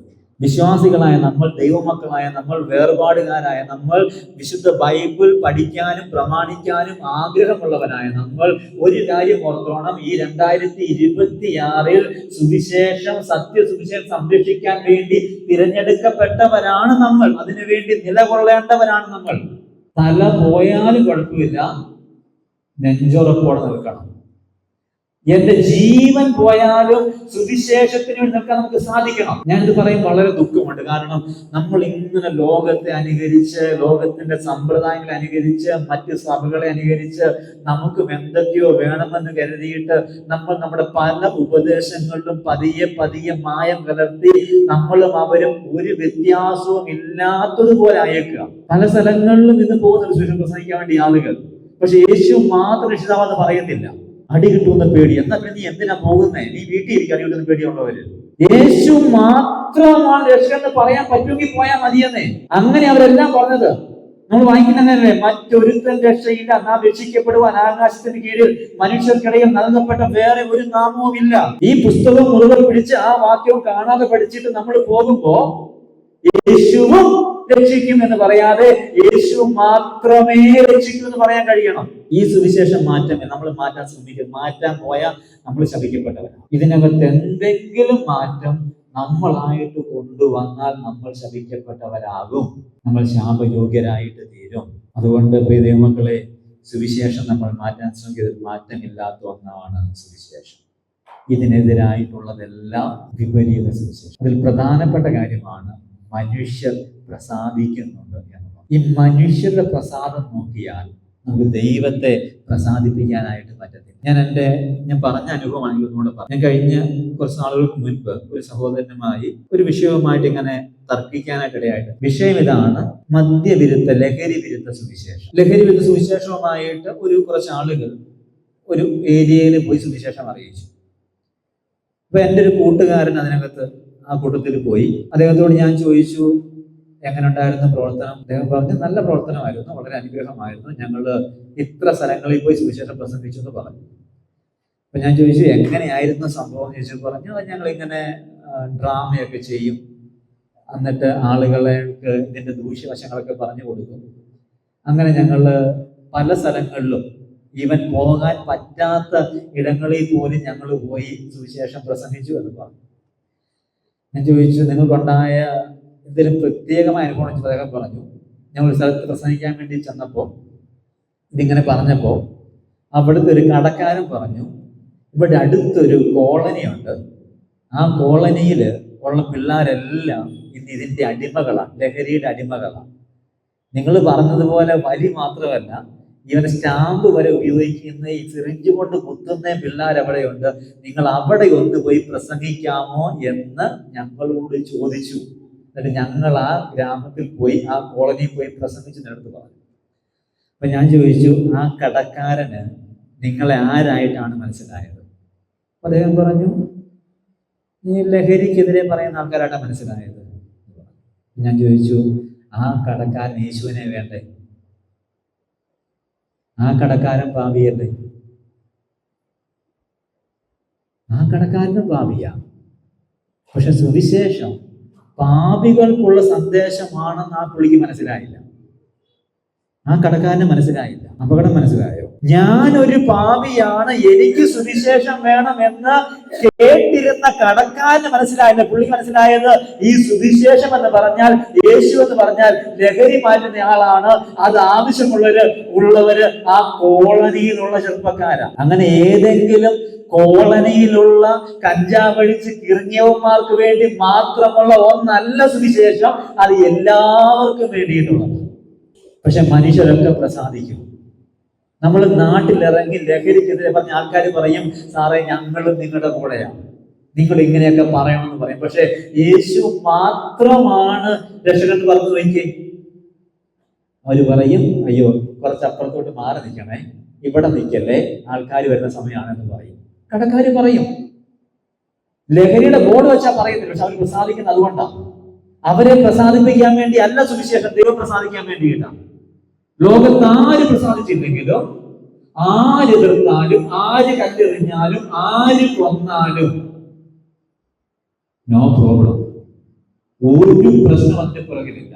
കാരണം ഇവിടുന്ന് എന്റെ കണ്ണടഞ്ഞാൽ എന്റെ കണ്ണ് തുറക്കുന്ന എന്റെ കർത്താവിന്റെ സന്നിധിയിലാണെങ്കിൽ കല്ലേർ എത്ര കിട്ടിയാലും കുഴപ്പമില്ല, പക്ഷെ യേശു മാത്രമേ രക്ഷിതാവെന്ന് പറയാമൂ.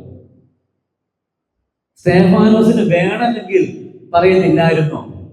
എന്തെങ്കിലും നമുക്ക് പറഞ്ഞ് രക്ഷപ്പെടുത്തില്ലായിരുന്നു? രക്ഷപ്പെടാമായിരുന്നല്ലോ, ജീവിക്കാമായിരുന്നു കുറച്ചുകൂടെ നാൾ. ആകെ ഒന്നേ പ്രസംഗിച്ചുള്ളൂ. ആ ഒറ്റ പ്രസംഗം കൊണ്ട് കല്ലേറ് കൊണ്ട് മരിക്കേണ്ടി വന്നു. കുഴപ്പമില്ല, കാരണം അവനെ എതിരേൽക്കുന്ന കർത്താവ് എഴുന്നേറ്റ് നിൽക്കുന്നുണ്ടാകുന്ന സ്വർഗത്തിൽ പിതാവിന്റെ സന്നിധിയിൽ. അപ്പൊ വിപരീത സുവിശേഷം മനുഷ്യരെ പ്രസാദിപ്പിക്കാൻ വേണ്ടിയില്ല. അത് ചില സംഘടനകൾക്ക് വേണ്ടിയിട്ടാണ്, ചില സമുദായങ്ങൾക്ക് വേണ്ടിയിട്ടാണ്, ചില താൽക്കാലികമായ ലാഭത്തിന് വേണ്ടിയിട്ടാണ്, നമ്മളുടെ നിലനിൽപ്പിന് വേണ്ടിയിട്ടാണ്, നമ്മുടെ ഭയത്തെ ഇങ്ങനെ മൂടി വയ്ക്കാൻ വേണ്ടിയിട്ടാണ്. ദൈവം ആഗ്രഹിക്കുന്ന എപ്പോഴും നമ്മൾ ദൈവത്തിന് വേണ്ടി നിലകൊള്ളണമെന്നുള്ളതാണ്. ദൈവമക്കളെ, നമ്മുടെ ജീവിതത്തിൽ ഒരു തീരുമാനം നമ്മൾ എടുക്കണം. സത്യസുവിശേഷത്തിന് വേണ്ടി ഞാൻ എൻ്റെ ആയുസ്സുള്ള നാൾ വരെയും ജീവിക്കും. പൗലോസിന് ഞാൻ കഴിഞ്ഞ ആഴ്ച പറഞ്ഞത് വേണമെങ്കിൽ, ഞായറാഴ്ച പറഞ്ഞു വേണമെങ്കിൽ ചിന്തിക്കാമായിരുന്നു, ഞാൻ എന്തിനേക്കാൾ പങ്കപ്പാടക്കപ്പെടുന്നത്. ഗലാത്യ സഭയ്ക്ക് ദൈവത്തിൻ്റെ ആത്മാവില്ലേ? അവിടുത്തെ ആൾക്കാർക്ക് ദൈവാത്മാവില്ലേ? അവിടെ ലീഡേഴ്സ് ഇല്ലേ? അവരൊക്കെ പറഞ്ഞോളത്തിന് ചിന്തിക്കാമെന്ന്. പക്ഷേ ദൈവാത്മാവ് കൊടുത്ത പ്രേരണ കൊണ്ട് അദ്ദേഹം പറഞ്ഞു, സത്യസുവിശേഷം ഇതാണ്, ഇതിനെതിരെ ഉള്ളതെല്ലാം കപടമാണ്, വ്യാജ സുവിശേഷങ്ങളാണ്, വിപരീത ഉപദേശങ്ങളാണ്, അതിന് പുറകെ നിങ്ങൾ ദൈവം മാനിക്കും നമ്മളെ, നമുക്കത് മതി. നാഥന് മുൾമുടി നൽകിയ ലോകം നമുക്കതിനേക്കാൾ മെച്ചമായിട്ടൊന്നും നൽകാനായിട്ട് പോകുന്നില്ല. അതുകൊണ്ട് അത് മതി, അത് മതി. ലോകം നമ്മളെ തിരിച്ചോട്ടെ, നമ്മളെ പഴി പറഞ്ഞോട്ടെ, നമ്മളെ കുറ്റപ്പെടുത്തിയോട്ടെ, കല്ലെറിഞ്ഞോട്ടെ, കൊല്ലാൻ ശ്രമിച്ചോട്ടെ, പക്ഷെ we stand for the truth. നമ്മൾ സത്യത്തിന് വേണ്ടി സത്യസുവിശേഷം നമ്മൾ സംരക്ഷിക്കും. ഈ അധ്യായം പഠിക്കുമ്പോൾ നമ്മൾ എടുക്കേണ്ട ഒരു തീരുമാനം അതാണ്, സത്യസുവിശേഷം നമ്മൾ സംരക്ഷിക്കും. 2, ഇതെന്നെ ഇവിടുന്ന് വിടുവിക്കാൻ വേണ്ടിയുള്ളതാണ്. അതുകൊണ്ട് ഇവിടെയുള്ള സൗഭാഗ്യങ്ങൾക്ക് ഞാൻ പോകത്തില്ല. ഈ ലോകത്തെ ഞാൻ ഒരു തരത്തിലും അനുകരിക്കുന്നില്ല.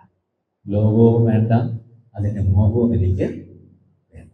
ദൈവേഷ്ടം ചെയ്യുന്നവൻ എന്നേക്കും നിലനിൽക്കും.